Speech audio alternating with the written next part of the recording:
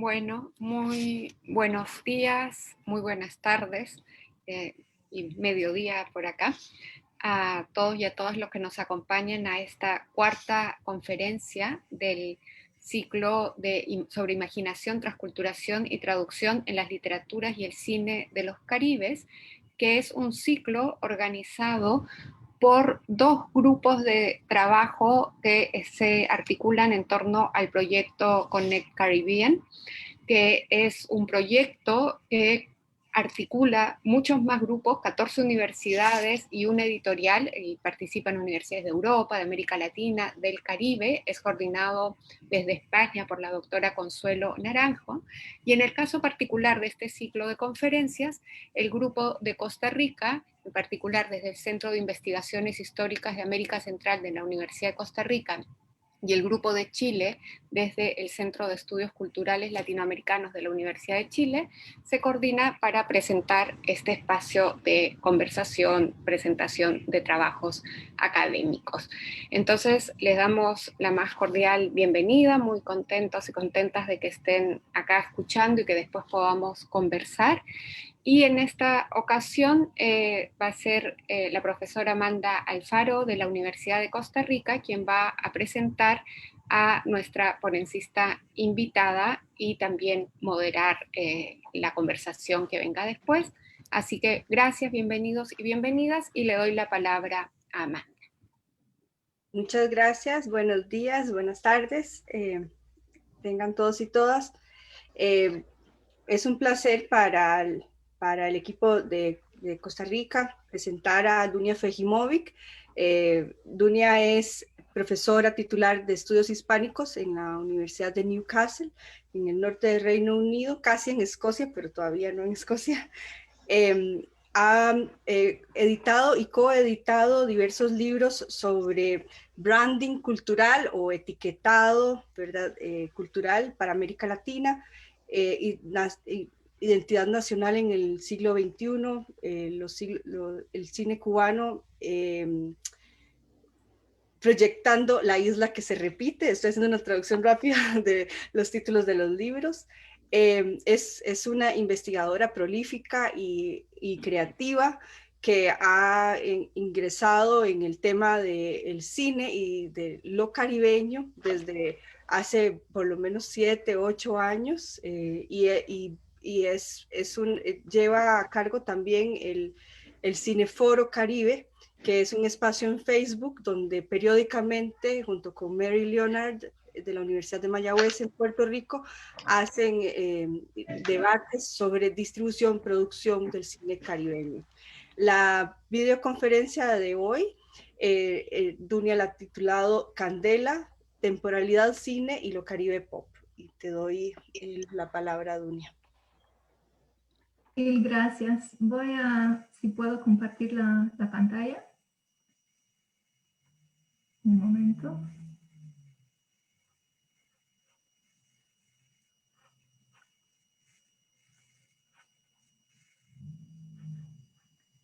¿La ven, verdad? Sí. Sí, se ven. Ok. Pues buenos días, buenas tardes, lo que sea, donde estén. Quisiera agradecer mucho a la Red Transcaribe y sobre todo a Amanda por esa invitación. Lo que voy a compartir con ustedes hoy es un primer acercamiento a la película dominicana Candela de Andrés Farías Cintrón. Como es una obra en progreso, lo que voy a presentar sigue abierto y me interesa mucho escuchar las posibles sugerencias, los posibles vínculos que puedan surgir después de la charla, ¿no? Durante la conversación. Para quienes no conocen el proyecto, Candela es una adaptación muy libre de la novela homónima de Rey Reynolds Andújar, que está aquí con nosotros, creo. El director, Andrés Farías, la ha resumido de la siguiente manera. Un thriller caribeño que cuenta la historia de 3 personajes. Una chica de la alta sociedad dominicana que cruza al otro lado del puente para tener relaciones sexuales con desconocidos. Un policía que investiga un caso de un asesinato. Y un drag queen que busca justicia. todo unos días antes de que llegue un huracán a la ciudad de Santo Domingo. En esta ponencia voy a tratar de analizar Candela en relación con el manifiesto Caribe Pop, un texto anterior a la película, pero cuyos rasgos esta pretende encarnar, como vemos aquí. Si quieren saber un poco más sobre este manifiesto, pueden entrar a la página de Facebook Caribbean Film Forum, donde encontrarán un video del conversatorio que organizamos yo y mi colega Mary Leonard sobre el manifiesto, y en el que contamos con la participación de Andrés, del director, de Rey Andújar, el autor de la novela, y de Laura Barral, que es co-guionista de la película. El manifiesto comienza así: Caribe es ser y estar, es la catástrofe y la calamidad, el insostenible azar, soportar la realidad y gozarla. Al leer por primera vez este texto, lo que más me impactó fue la forma en que aborda el tiempo, relacionando el pasado, la historia de la región. Parando de echar que ya va, no. ¿Qué pasó? Perdón. Okay. Pues relaciona el pasado, el futuro, ya sea como promesa o amenaza, y el presente, tanto a nivel macro, digamos, como al nivel de la experiencia individual. Me pareció que lo que se sugería era una temporalidad característicamente caribeña. Ver la película Candela no solamente me confirmó esta impresión, sino que la enriqueció. Candela, cuyo estreno, por cierto, aplazado como tantos por el coronavirus, está previsto para el verano u otoño de este año, habita y nos hace habitar una temporalidad ambigua y sugerente, que queda bien expresada, creo, en este plano. Como la película está todavía por estrenarse, esta charla también habita una temporalidad ambigua. Ofrece una interpretación de un texto que el público en su mayoría desconoce. Es una lectura prematura que no puede aspirar a más que a abrir una conversación necesariamente interrumpida y aplazada. Por lo tanto, quizás comparta con el objeto de análisis el efecto que puede producir el tener que habitar esa compleja temporalidad, la confusión, la frustración, el malestar. Y si es así, me van a disculpar. Asimismo, por ser prematura, es una lectura que tendrá que evitar los spoilers, ¿no? Los destripes, incurriendo así en la contradicción de tratar de desentrañar sin revelar. La forma oblicua en que esto me obligará a hablar de Candela tiene mucho que ver con la forma y el contenido de la película misma, que ofrece a la vez que niega o invalida la revelación. Quiero empezar entonces por darle las gracias al equipo de Candela y sobre todo al director Andrés por facilitarme este preestreno personal. Espero que lo que sigue les deje con las ganas o que cree una anticipación que refleje el contenido mismo de la película. La charla va a seguir la estructura de la película, que empieza con un prólogo y luego se divide en 3 capítulos. Candela empieza en un cabaret con esta figura del tiznao. Para quienes no lo conocen, el tiznao es uno de los personajes del carnaval en República Dominicana. Los tiznaos pintan los cuerpos con el aceite quemado que bota la transmisión de los vehículos diesel, mezclado con crema de payaso o pasta negras. Se tiznan de la cintura hacia arriba y la pintura no se seca. Se echan escarcha sobre la pintura para hacer brillar el cuerpo. Las partes inferiores se cubren con hojas de pencas de coco. Tradicionalmente los tiznaos amenazan con abrazar y ensuciar al público si este no le ofrece una recompensa. Quisiera comenzar este prólogo mostrándoles esta primera escena, ¿no? Este prólogo, Pero ya que no es posible, me voy a apoyar en el cortometraje Tisnao, que Farías realizó en 2015 como su trabajo de grado de la Escuela Internacional de Cine y Televisión de San Antonio de los Baños en Cuba, y que él describe como una aproximación visual o un boceto o un spin-off del universo de Candela. Si les interesa ver el cortometraje completo, está disponible en YouTube. Después de este clip de 3 minutos, que nos dará una idea más concreta de cómo la película aborda la idea de una temporalidad característicamente caribeña, trataré de esbozar las bases teóricas del análisis que va a seguir.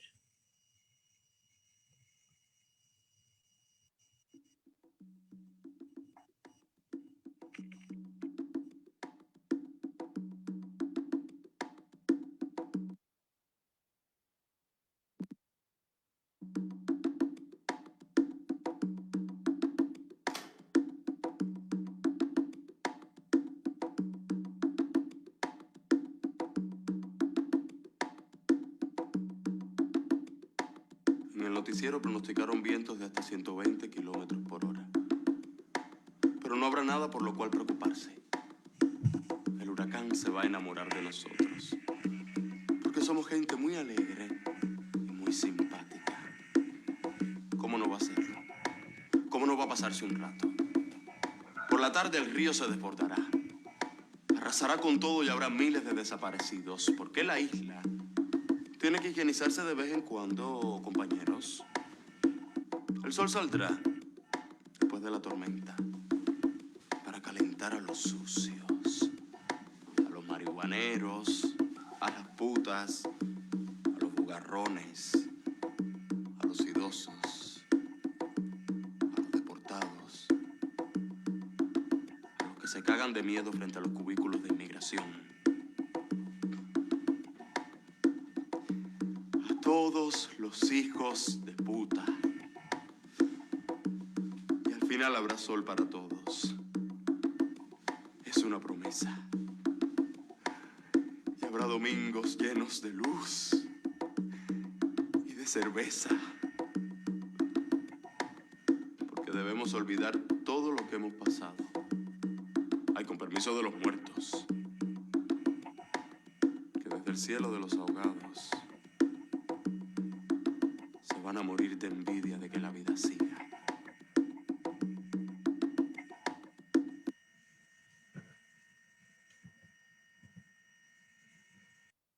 Así quedó el Tisnao digamos, en la versión final, ¿no?, de Candela. En su artículo Tropical Apocalypse, Globalization and Caribbean End Times, Martin Monroe sigue una tendencia bastante bien establecida en las teorizaciones del Caribe, al argumentar que la región anticipa la experiencia apocalíptica actual de la globalización. Propone que el Caribe no solamente se formó en un principio por una especie de apocalipsis, sino que también ha sido marcado por repetidos ciclos apocalípticos que han terminado formando una temporalidad única.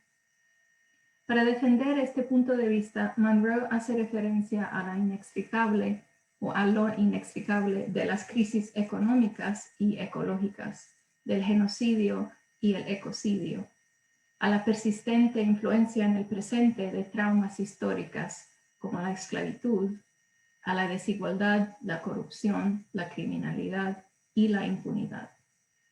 Apunta que cada uno de estos aspectos está relacionado con los demás de una manera que se desborda de la lógica lineal de causa y efecto y se aproxima más a lo circular o lo cíclico. Aunque como resultado el Caribe parece estar más cerca del apocalipsis que el resto del mundo, la verdad es que lleva siglos así, al punto que la proximidad de la catástrofe se vuelve algo habitual.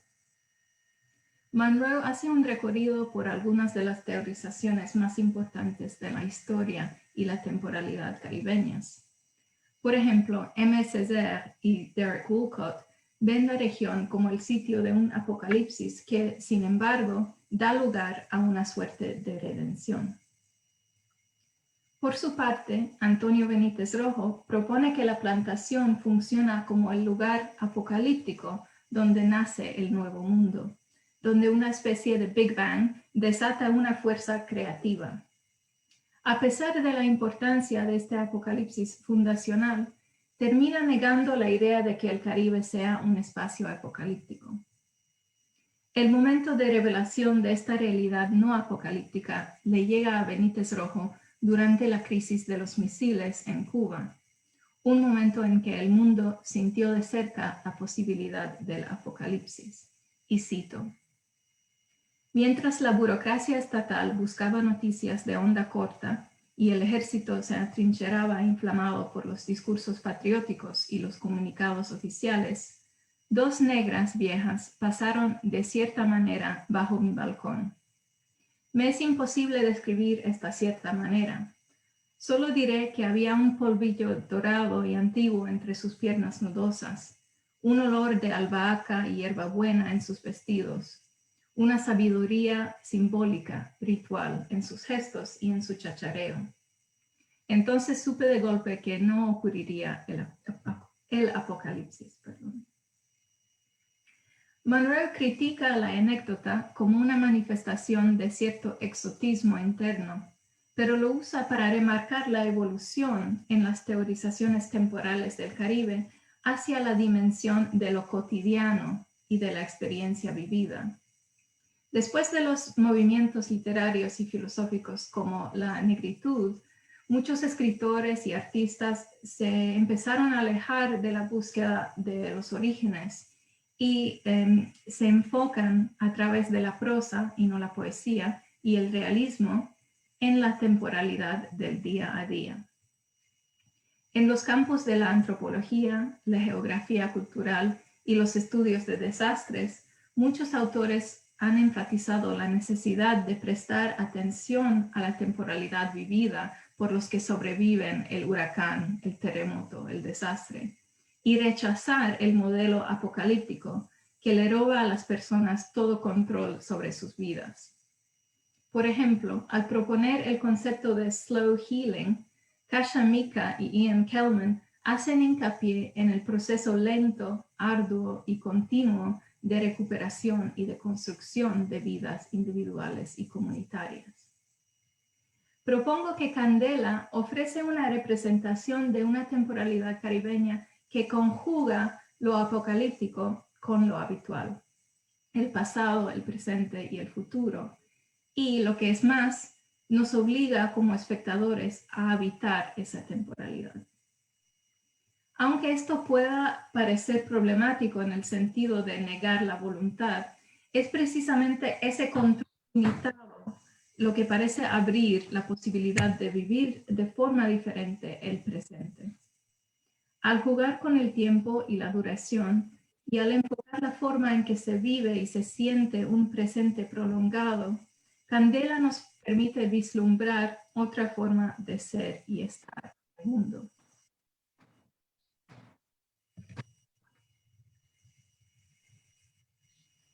Además de reflejar la estructura de la novela, cada uno de los 3 capítulos de la película enfoca una clase social distinta. Aquí me voy a centrar en la primera parte, Los gestos inútiles, que es el título de otra novela de Rey Andújar, ganadora del Premio Latinoamericano de Novela Alba Narrativa en 2015. Este capítulo nos ofrece un retrato fragmentado y por lo tanto que da una impresión casi voyerista de Cera Peña Blanca, una mujer que representa incluso en su mismo nombre una élite dominicana social, económica y racializada. El apellido de este personaje sugiere una imagen muy concreta de su posición privilegiada, pero también de su aislamiento en esta cima de la jerarquía social. Ella está atrapada en su privilegio como en una torre blanca. Esto lo comunica el espacio que habita, ya que una gran parte del tiempo que aparece en pantalla, Cera lo pasa en su apartamento, que ocupa un piso muy alto. Aunque tiene un balcón que da al mar, la forma en que se filma el apartamento no nos permite ver cómo se relaciona ni con el resto del edificio ni con el barrio que lo rodea. Todo lo contrario, ya que las vistas ininterrumpidas que el balcón ofrece al mar y al horizonte hacen que el apartamento adquiera las características de una isla. La puesta en escena y una dirección de arte muy estilizada contribuyen a desvincular el apartamento de un contexto geográfico y cultural específico. Los muebles hipermodernos y las obras de arte de neón no solamente marcan el estatus de Cera, sino que también aluden a la relación neocolonial que se explora a través de las alusiones a lo pop en el Manifiesto Caribe Pop. Hay varios planos fijos que no puedo compartir con ustedes, desfortunadamente, en los que Cera aparece en la baranda de su balcón, en un acto de malabarismo banalizado que encarna de forma muy sugerente una de las citas que hace el epígrafe al principio de la película. Se trata del famoso poema de Virgilio Piñera, La isla en peso, y cito: si no pensara que el agua me rodea como un cáncer, hubiera podido dormir a pierna suelta. En estos planos, Cera parece casi hipnotizada por el mar, tanto que su aspecto zombificado nos da la impresión de que no puede dormir, de precisamente la isla pesa. Al mismo tiempo, su posición precaria, inestable encima de la baranda, no solo representa, sino que también nos hace sentir en carne propia la emoción y la ansiedad que implica una forma de vivir el presente que se aproxima al malabarismo. Este malabarismo abordaría, sobre todo en otros sectores de la sociedad, el arte de bregar, como dirían los puertorriqueños, o de resolver, como se diría en Cuba. Pero aquí se manifiesta sobre todo en la constante amenaza y promesa de una caída libre, una catástrofe siempre anticipada, casi prometida. En esta situación, la voluntad y el control sobre la vida de uno mismo se cuestionan o se deforman. La falta de agencia se comunica en un encuadramiento que insiste una y otra vez en decapitar a Cera, cortando y escondiendo la cabeza como el centro simbólico de la libre voluntad y la conciencia crítica. Y es verdad, Cera sirve como pieza de ajedrez en un partido jugado por los hombres. A la medida que avanza la película, el hombre que al principio supusimos era su guardaespaldas adquiere el aspecto más bien de un carcelero. En diálogos que transcurren en off o en eventos que vislumbramos en el fondo de algunos encuadres, nos damos cuenta de que Cera pronto se va a casar. Su matrimonio concertado con un candidato político representa la unión del poder económico con el poder político. La dimensión temporal de este proceso de consolidación de una oligarquía se remarca cuando uno de los invitados de un almuerzo formal, que no sabemos si es de negocios o de casamiento, describe a la familia de Cera como pilar de nuestro desarrollo por generaciones. Y para rematar, propone un brindis por la unión del futuro y la tradición. En esta frase se concentran las implicaciones de un modelo de desarrollo que, aunque caracteriza la sociedad contemporánea neoliberal, se remonta al proyecto colonial, que instauró una historiografía teleológica que condenó al Caribe a habitar un tiempo fuera, después o a las márgenes de la historia eurocéntrica, a la vez que desencadenó un ciclo, o tal vez mejor dicho, una espiral de violencia que llega hasta el presente. A Cera casi no la vemos hablar. En una de las pocas ocasiones en las que escuchamos su voz, en este plano aquí a la izquierda, habla con su padre por teléfono y parece pedirle de forma indirecta que cancele la boda. pero aún aquí no le vemos la cara. Su cabeza está ocultada por una pared interior que multiplica las líneas que encuadran y fragmentan su cuerpo. Si se le corta la cabeza, lo que le queda es el cuerpo, y Sera lo aprovecha, ya sea saboreando el peligro de balancearse en la baranda del balcón o bajando de su apartamento isla a buscar relaciones sexuales con desconocidos.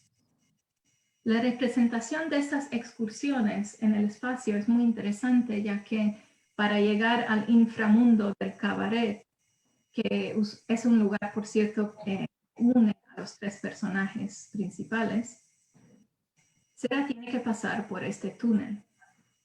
El túnel siempre aparece vacío y con esta señal que vemos aquí que dice feliz viaje. Este plano, que se repite por lo menos 2 veces en la película, sustituye con una imagen simbólica casi surreal un viaje por las calles que nos permitiría crear un mapa mental de la ciudad. Así, los grupos sociales se mantienen separados, por lo menos fuera del cabaret. Y lo que hace Sera para salir de su burbuja se asemeja a un viaje espacial, sino un viaje psicodélico. Esta última idea que sugiere la frase feliz viaje parece confirmarse por el ambiente y la experiencia sensorial que ofrece el cabaret. En el espacio del cabaret, Sera se transforma, buscando más que en el alcohol, en el sexo, una liberación momentánea de los límites de su mundo formal, decoroso. La facilidad con que identifica a su presa y con un gusto casi desesperado se entrega a él, nos enseñan el otro lado de la moneda, no solamente en el sentido de la inversión de los papeles que le permite aquí un limitado control sobre su cuerpo, sino también en el sentido del hedonismo, del carpe diem que permite perdurar en un presente que se desenvuelve siempre después de un huracán y a la espera de otra inevitable calamidad. Aunque este retrato de una mujer doblemente marcada por su entorno patriarcal y postcolonial parecería exonerarla de cualquier responsabilidad, lo interesante de la película es cómo nos permite ver a los individuos como víctimas del destino y autores a la vez. Vemos cómo las estrategias de supervivencia y las formas que las personas encuentran de pasar el rato, llenar ese tiempo de perpetua espera, perpetúan de forma indirecta y desplazada una violencia estructural. Todo esto nos remite una vez más a la forma del espiral. La frase completa del manifiesto con que empecé esta sección de la charla dice: no nos olvidamos que esos machetes que cortaron caña también deformaron una juventud de sindicatos y posibilidades. Los machetes fueron cambiados por Glocks y eso lo aceptamos. Como sinvergüenza admitimos que somos hijos, hijas de un conflicto y un tráfico que nos engloba.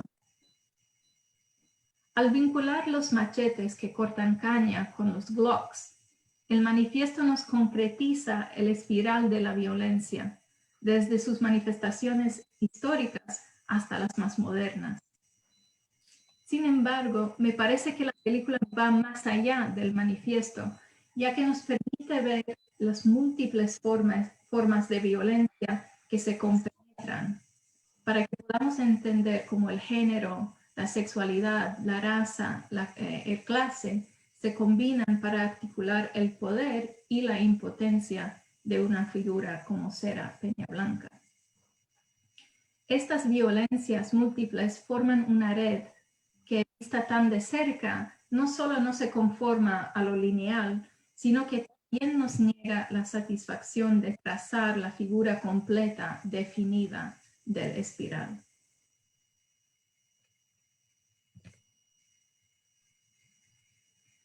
En esta parte voy a enfocar el segundo capítulo de Candela, titulado Hombre al agua, que es el que más juega con el género detectivesco y su temporalidad tan particular. En la mayoría de los resúmenes que van a poder encontrar en Internet, la película se describe como un thriller, un género cuya característica más importante es el ambiente y las sensaciones relacionados con la anticipación, la emoción, la angustia y el suspenso. Si nos fijamos en la trama o la descripción que se podría hacer desde fuera de la película, Candela pertenece a uno de los principales subgéneros del thriller. Es una historia policíaca que cuenta la historia de un crimen y el detective que lo investiga. Las novelas negras y los géneros cinematográficos relacionados con ellas, por ejemplo, el cine negro, nos invitan a leer o a descifrar lo que vemos como si fuéramos nosotros mismos detectives, recogiendo pistas, deduciendo motivos y buscando una lógica de causa y efecto para resolver el misterio central. Al usar técnicas como el giro inesperado, los narradores no confiables o las pistas falsas, estos textos crean anticipación y juegan con las expectativas de los lectores o los espectadores, cuestionando a la vez que suelen afirmar, en la mayoría de los casos, el poder de la razón humana, la posibilidad de la justicia y la idea de que vivimos en un mundo lógico. Sin embargo, Candela lleva esta duda que el género policíaco ya contenía a otro nivel, ya que no juega con la imposibilidad de la resolución, sino que la vuelve irrelevante al situar el misterio supuestamente central del crimen a la sombra de otro tipo de anticipación que llega a relacionarse con el huracán anunciado desde el principio de la película. La trama, los personajes y el ambiente, todos desbordan el asunto supuestamente central y se convierten así en síntomas o pistas de un misterio mucho mayor, inabordable, representado para mí en este plano del detective Pérez. Con la no solución del crimen no se soluciona nada y así, como veremos, se prolongan a la vez que se diluyen el suspenso, la amenaza y la anticipación. Aunque no puedo compartir los detalles del crimen, voy a señalar brevemente algunas de las formas en las que la película socava y trastoca la lógica de causa-efecto y la temporalidad lineal del género detectivesco. Primero, mientras que la típica historia detectivesca deja para el final la revelación de la identidad del criminal, Candela nos la revela casi inmediatamente. Asimismo, si las novelas policíacas nos suelen ofrecer la satisfacción de un motivo, Candela nos mantiene alejados del interior psicológico de casi todos sus personajes, negándonos la posibilidad de analizar o comprenderlos según una lógica común. Segundo, si la típica novela negra sigue al policía en su esfuerzo por recoger pistas y reconstruir una serie de acontecimientos que lo llevan inexorablemente a la solución del crimen, Candela le quita importancia, autoridad y centralidad al detective a través de la estructura narrativa, de la presencia implacable de la corrupción y de la forma en que se representa la figura misma del detective. A Pérez se le retrata siempre con una cámara fija, haciendo hincapié en su estancamiento general, en la falta de progreso, no solo en la solución del crimen, sino en su vida en general. Si no está inmóvil, Pérez flota a la deriva, como en este plano, que aparece en una de las escenas oníricas que son las únicas excepciones a esta regla de la cámara fija. Tercero, en las escenas que tienen que ver con la maquinaria de la investigación, los procesos burocráticos y técnicos que se emprenden para resolver un crimen, es notable el uso del humor negro y el paso de lo sublime, o más bien de lo misterioso o lo serio, a lo común. Por ejemplo, bien en el fondo de la escena del crimen, casi fuera de campo, escuchamos a dos técnicos que se cuentan los errores cometidos en la recolección de datos o muestras de la escena de un homicidio la semana anterior. Se ríen del lío que se formó y uno comenta que eso pasa nada más aquí en Dominicana. La indiferencia y la actitud desenfadada frente a asuntos de supuesta vida o muerte se lleva a otro nivel con este personaje que vemos aquí, el patólogo forense. En vez de contarle a Pérez con palabras lo que había pasado en la escena del crimen, lo recrea con sonidos y gestos. Esta ironía la vemos también en este plano, en el que el detective comenta la muerte jodida del víctima y el patólogo le responde: jodidos estamos nosotros, Pérez, que seguimos vivos. Este humor negro no solamente debilita la fe en los procesos de investigación y la posibilidad de la justicia, sino que también interviene para retemporalizar, por decirlo de alguna manera, el crimen o el misterio. Al resituar la muerte dentro de la rutina... ¿Hola? ¿Me escuchan? ¿Hola? Sí, se te escucha. Okay. No sé qué pasó, pero sí. Es que yo escuché algo raro.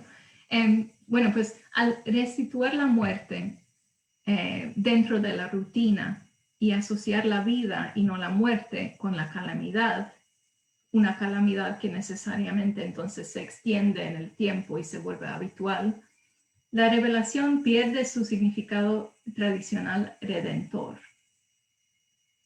Por último, en Candela, la solución del crimen, que en teoría o en las novelas policíacas normalmente es el resultado de la deducción y el razonamiento lógico, se transforma en esta película en revelación, desestabilizándola y sometiéndola a la duda. En esta parte del segundo capítulo, donde se revela, ¿verdad?, el crimen entero, parece regir una lógica onírica, o sea, una no lógica, que desvincula las causas de los efectos y sumerge tanto el detective diegético como el detective espectador en un misterio tan inmenso como el mar. Es significativo en ese sentido que la figura del tiznao que vimos en el prólogo acompañe y presida el momento en que se revela la solución del crimen. La figura mesiánica del comienzo de la película nos revela no un futuro prometido, sino algo que ya pasó.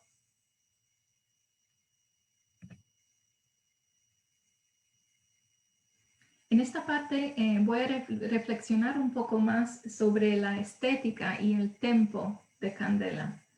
Me interesa explorar la posible relación entre esta temporalidad caribeña que propone y una temporalidad queer, que se resiste a la lógica de lo que Lee Edelman llamaría el futurismo reproductivo. En la primera parte ya vimos cómo la violencia estructural, entendida como una serie de espirales que vinculan el presente con el pasado, influyen en las vidas de las personas, de los individuos, marcándolas con diferentes formas de poder e impotencia. En la segunda parte vimos cómo la constante amenaza del huracán desplaza o descentra tanto el crimen como la autoridad del detective en esta supuesta historia policíaca, y cómo el humor y la estructura narrativa nos niegan una temporalidad lineal en que el misterio se soluciona aplicando una lógica de causa y efecto. Pero es que la película no solamente se limita a enseñar esta extraña temporalidad, sino que también nos obliga, aunque sea de forma parcial o por un tiempo limitado, a habitarla, a vivirla en carne propia. Para Tzvetan Todorov, las novelas policíacas se caracterizan por su doble temporalidad, la del crimen y la de su investigación. Por otro lado, Franco Moretti propuso que una de las temporalidades hace irrelevante a la otra, argumentando que la solución del crimen representa el final y el fin en el sentido del objetivo de este tipo de literatura. Según Moretti, cuando el detective logra reconstruir los hechos, nos remonta al principio de la novela, aboliendo así la narración. Las muchas páginas que separan el principio del final de este tipo de novela, entonces, vienen a ser nada más que, en sus palabras, una larga espera.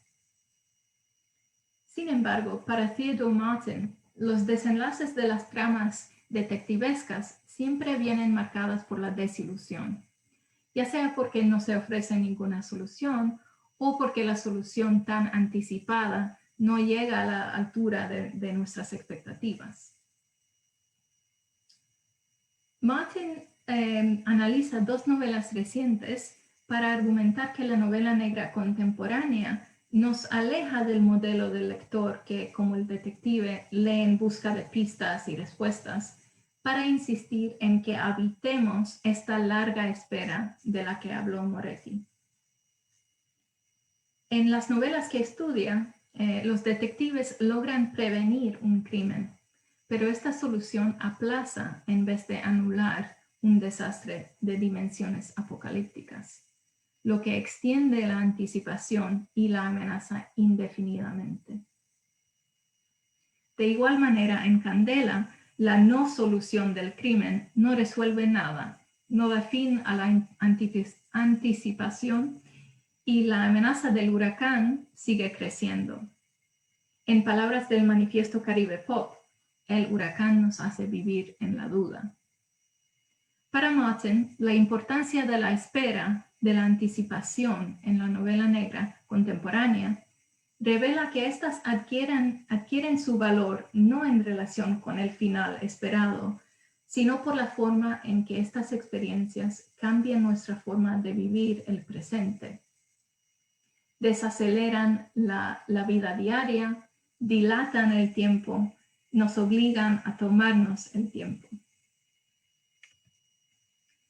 Esta revalorización de un presente extendido, no orientado hacia el futuro, ni a ningún fin o final teleológico, tiene mucho que ver con los debates que se han ido desarrollando en los últimos 10 años en torno al llamado cine lento.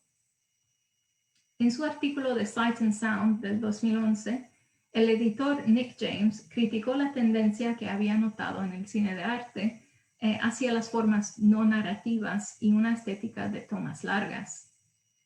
Los críticos del llamado cine lento lo han tildado de autocomplaciente o pretencioso, e incluso han sugerido que fomenta una pereza por parte del espectador que inhibe la facultad crítica e imposibilita la acción política. Por otro lado, autores como Carl Schoonover reclaman un valor alternativo para el cine lento, un valor basado en la labor diferente, no productiva, que estas películas exigen de sus espectadores. Según Schoonover, el cine lento abre la posibilidad de cuestionar y de resistirse a las formas en que el cuerpo y el tiempo se someten a las exigencias de la productividad y la reproducción en nuestras sociedades capitalistas y heteronormativas. En ese sentido, para traducir a Schoonover, los debates en torno al cine lento tienen que ver con la cuestión de lo queer o lo que significa vivir de una forma queer. No me interesa categorizar Candela dentro de ningún género de cine queer, mucho menos del cine lento. En primer lugar, como ya hemos visto, la película utiliza y subvierte las fórmulas narrativas y los motivos del thriller. Sin embargo, la relativa escasez de diálogos, la preferencia por las tomas largas y la insistencia en la duración y lo táctil sí recuerdan algo de esta estética. Si lo lento puede dar visibilidad a formas de ser y vivir queer, cabe mencionar, sin revelar demasiado, la centralidad de figuras queer en Candela. Como bien apunta Jeffrey Maguire, hola Jeff, En su análisis de Taekwondo de Marco Berger, muchas de las exploraciones cinematográficas recientes de lo queer conjugan una estética de cine lento con un enfoque áptico o táctil. Al analizar el papel del agua, por ejemplo, la piscina o la sauna en esta película, Maguire la conecta con la obra de Lucrecia Martel, analizada por Deborah Martin. En ambos casos, el agua, en sus diferentes formas, ofrece la posibilidad de explorar una experiencia queer, tanto por sus características sensuales como por la forma sugerente en que el agua puede limitarse a o rebosar los bordes de lo que la contiene. Aunque no creo que Candela comparta una estética áptica de primerísimos planos del tipo que se puede ver en Taekwondo, por ejemplo, o La Niña Santa, sí podemos notar el uso del agua, el sudor y el vapor en momentos claves que nos acercan a los personajes, pero de un modo no psicológico, sino sensorial. Estos planos nos ofrecen imágenes de la inmersión o incluso de la sumersión, metafórica sino literal. Los primeros planos que encuadran y fragmentan las partes del cuerpo nos hacen recordar las ideas de Laura Marks en su libro La piel del cine. La humedad y el agua aquí funcionan para, parafraseando a Marks, acercar la visión al cuerpo, establecer el contacto entre los sentidos y hacer multisensorial la visión. En particular, imágenes como estas demuestran el poder de lo táctil, ya que nos comunican este calor, ¿verdad?, que siente Pérez, y al hacerlo nos contagian de la sensación de la espera, del presente incómodo, interminable, de la sensación de flotar a la deriva y anticipar la catástrofe. En este sentido, es evidente que esta estética, que se inclina hacia lo lento y lo táctil, no aparece relacionada necesariamente con una temática ni con personajes queer, sino que en Candela nos acerca a una experiencia temporal caribeña que tiene que ver con la duración, la espera y la anticipación. En esta experiencia temporal se conjugan pasado, presente y futuro, lo cotidiano y continuo con la calamidad pronosticada o la promesa mesiánica. Aquí voy a añadir un pequeño epílogo que no aparece en la película, en la que vamos a regresar a la imagen del prólogo. Aunque la película está llena de detalles que nos hacen vivir en carne propia algo de esta temporalidad, también al otro extremo del espectro tenemos imágenes como esta que parecen ubicarse fuera del tiempo. Y es verdad, el prólogo ocupa una posición ambigua dentro y fuera del texto, que se complica aún más si pensamos que esta figura del tiznao aparece en los capítulos que siguen. Lo que me parece interesante de esta escena es cómo entre el diálogo y la imagen se conjugan pasado, presente y futuro. Por un lado, es una imagen sumamente táctil, con el brillo deslumbrante de la piel que casi nos incita a extender la mano a tocarla. Asimismo, la puesta en escena, el encuadramiento, los colores, el diseño de arte, todos nos incitan a la contemplación, volviendo a conectarnos con la estética del cine lento. Comentando el cine de Antonioni, Roland Barthes escribió que lo escandaloso de ciertas fotografías y películas no reside en la obscenidad ni en la combatividad explícita, sino en su configuración extremadamente posada. Según él, al incitarnos a contemplar, a mirar más tiempo de lo debido, estas imágenes son portadoras de una fuerza disidente que socava la hegemonía de lo narrativo. Sin duda alguna, los planos del discurso del tiznao, del prólogo, son de los momentos en que más claramente Candela nos invita a contemplar, a perdernos en un presente eterno. El hechizo que se crea está reflejado en las caras embelesadas del público del cabaret. Pero si nos fijamos en las palabras de este embrujo, nos encontramos con una visión mesiánica, una promesa de un futuro después de la tormenta. Como la venida mesiánica, este futuro prometido depende primero de la destrucción del mundo tal y como es ahora, una eliminación del pasado. Sin embargo, en la misma forma de expresar esta promesa, la figura del tiznao identifica este fin de mundo como otra vuelta de tuerca en los procesos cíclicos de violencia que han marcado el Caribe. De esta forma, el futuro prometido y el pasado se contraen. Los detalles de esta visión, sin embargo, nos remiten una vez más a una lógica no productiva, una lógica del placer momentáneo, del momento, que implica no solamente una eliminación del pasado, sino también una abolición de todo futuro.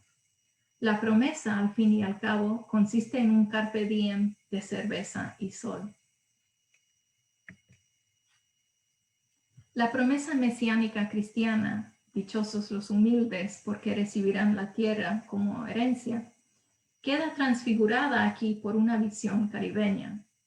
Las figuras marginales y marginadas vienen a ser los más altos representantes de esa temporalidad queer, formada por repetidos cataclismos naturales y la violencia cíclica de la humanidad. El poder de estas figuras, por lo menos dentro del ámbito de la película o del cine, tal vez yazga en su capacidad de crear y hacernos habitar una temporalidad otra. Gracias.